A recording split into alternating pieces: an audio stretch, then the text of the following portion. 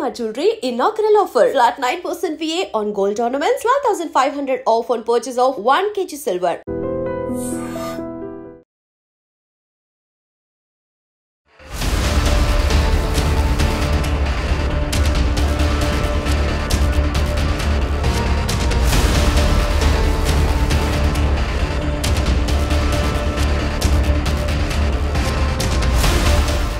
ఈ సంఘటన నిజంగా చెప్పాలంటే కూడా నాకే అసలు ఇంత ఘోరంగా ఇంత భయంకరమైన సమాజంలో మనం ఉంటున్నామా. ఒకటి, కన్న తల్లిదండ్రులు ఎవరైతే ఉన్నారో చాలామంది ఆస్తుల కోసము దానికోసము సరే వృద్ధాశ్రమాల్లో వదిలేస్తున్నారు, ఆస్తుల కోసము చంపుతున్నారు, ఇట్లాంటివి విన్నాం. అవి కూడా బాధాకరమే. నిజం చెప్పాలంటే కూడా అవి కూడా జరగొద్దు. ఇప్పుడు మనకు జన్మనిచ్చిన వాళ్ళనే మనం హింసిస్తే అసలు మనది ఏం జన్మ అన్నట్టు, అది మనం వేస్ట్ అన్నట్టే కదా. ఇక ఒక రకంగా చెప్పాలంటే ఈ ఏమంటారు, జంతువులు ఉంటాయి కదా, జంతువులకి ఏ విచక్షణ ఏముండదు చూడండి, సేమ్ ఇక మనం కూడా అంతే అన్నట్టు లెక్క. కానీ ఇక ఇప్పుడు నేను చెప్పబోయే స్టోరీ అయితే దానికి మించి ఇక అసలు ఏమీ లేదు, ఇక ఏ బంధాలు లేవు, తల్లిదండ్రా లేకపోతే ఇంకోట అసలు ఏమంటే ఏమీ లేవు.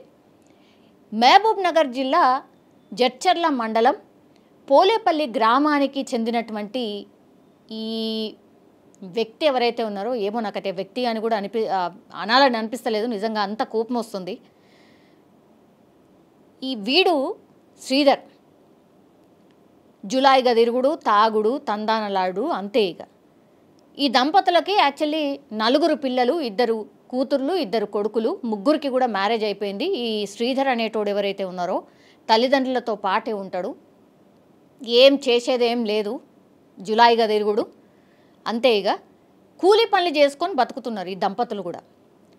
ముగ్గురు మిగతా పిల్లలు ఎవరైతే ఉన్నారో వాళ్ళు పెళ్ళిళ్ళు అయిపోయి వాళ్ళు బాగానే ఉన్నారు. మరి ఈ క్యాండిడేట్ ఎందుకు ఇట్లున్నాడో తెలియదు, కానీ 28 సంవత్సరాలైనా పెళ్ళి కాలేదు, ఇంకా అమ్మ నాన్న మీద డిపెండ్ అవుడు. అంటే పెళ్ళి కాలేదు అని అంటే ఏం చూసి పిల్లనిస్తారు, మరి ఏం చేసేదేం లేదు, మొత్తం బలాదూరుగా తిరుగుడు, తాగుడు, తందానలాడు, ఈ పనులు అన్నట్టు.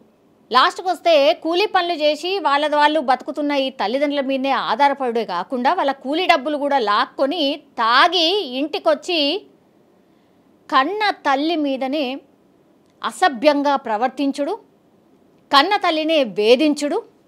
అసలు ఆమె ఎవరికి చెప్పుకుంటుంది? అసలు కొడుకే ఇట్లాంటిది చేస్తున్నాడు అని అంటే ఎవరికైనా చెప్పే పరిస్థితి ఉంటుందా? ఆమె మానసిక క్షోభ ఎవరికైనా అసలు ఊహించుకుంటేనే మనకే ఎట్లనో అవుతుంది. ఆమె పరిస్థితి ఏమై ఉండొచ్చు, ఆ కన్న తల్లిదండ్రుల పరిస్థితి ఏమై ఉండొచ్చు? ఇట్లాంటి కొడుకు నాకెందుకు ఇచ్చావు దేవుడా అనుకోవడమే కాకుండా, జులాయి పనులు చేయడమే కాకుండా, తాగి వచ్చి హింసించుడే కాకుండా, లాస్ట్కి వస్తే కన్న తల్లియా లేకపోతే ఎవరితోనే అట్లా ప్రవర్తిస్తున్నావు అనే విచక్షణ కూడా లేకుండా వీడు ప్రవర్తించిన తీరు ఇప్పుడు ఆ కాళికాదేవి అవతారం అంటారు కదా, ఇగో అదే ఎత్తినట్టు లెక్క నాకు తెలిసినంత మటుకైతే. ఎంతకని బేరీ చేస్తుంది?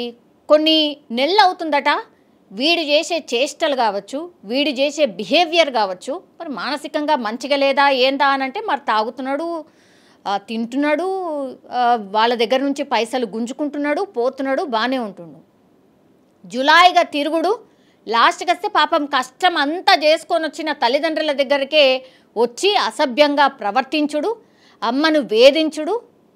అంటే ఆడపిల్ల అయితే సాలేమో, ఇక కన్న తల్ల లేకపోతే ఇంకోట అని ఆలోచించే పరిస్థితిలో కూడా లేడు వీడు. కన్న తల్లినే లైంగికంగా వేధించే ప్రయత్నం చేసిండు, కన్న తల్లి మీదనే అత్యాచారం చేయడానికి ప్రయత్నించడం. అసలు నాకే చెప్పాలంటేనే నాకు ఎట్లా అవుతుంది, అసలు నాకే సిగ్గనిపిస్తుంది. ఇంత చండాలమైన వ్యక్తులు అసలు భూమి మీద ఎందుకు అవసరమా? ఈ స్టోరీ తెలిసిన వాళ్ళందరూ కూడా, నెటిజన్స్ కూడా ఇట్లనే కామెంట్ చేస్తున్నారు.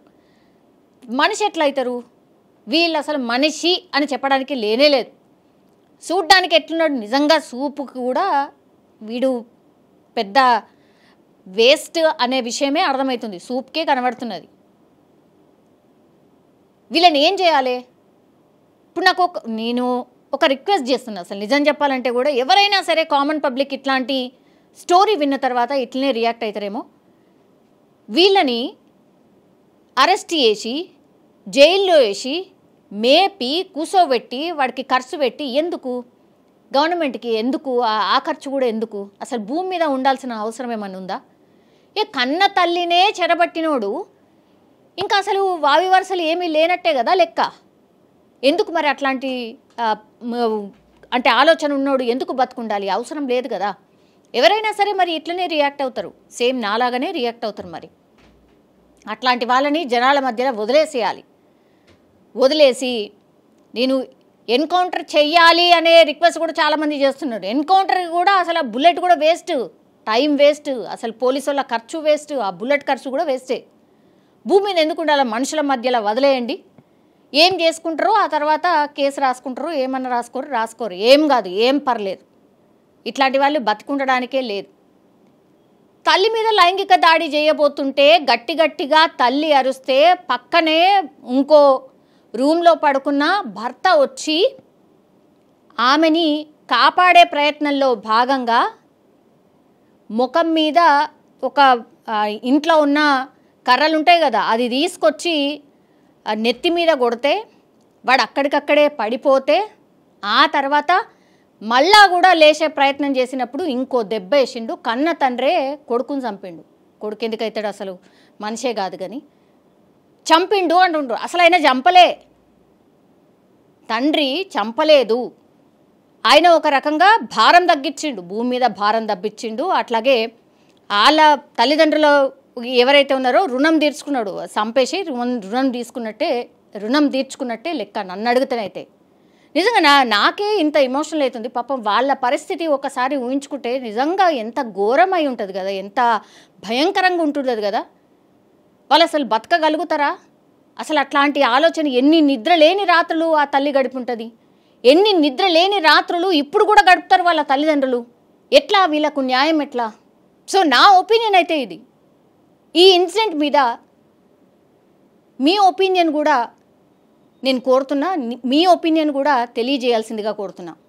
నా లెక్కలనైతే మనిషి కాదు.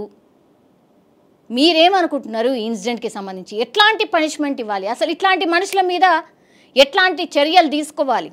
బతికి ఉండాల్సిన అవసరం ఉందా లేదా? ఇది మీ కామెంట్ రూపంలో తెలియజేయాల్సిందిగా కోరుతున్నా.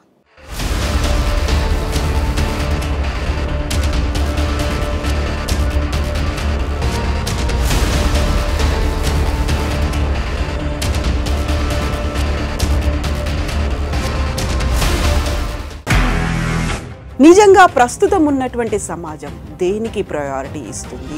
ఆర్థిక సంబంధాల చుట్టూ మాత్రమే తిరుగుతుంది. మళ్ళీ ఎన్నికలంగానే చాలా విరక్తి కలుగుతుంది. మంచి అనిపిస్తుంది కదా, లేడీస్ కూడా ఛాలెంజింగ్ జాబ్స్ చేసినప్పుడు చాలా బాగుంటది. ట్రాఫిక్ అసిస్టెంట్స్ గా నియమించిన ట్రాన్స్జెండర్స్ అందరితో సాల్యూట్ చేయించుకుంటున్నారు. ఫుడ్ డెలివరీ ఇవ్వటానికి వెళ్ళినటువంటి డెలివరీ బాయ్ అనిల్ పై కళ్ళ ముందు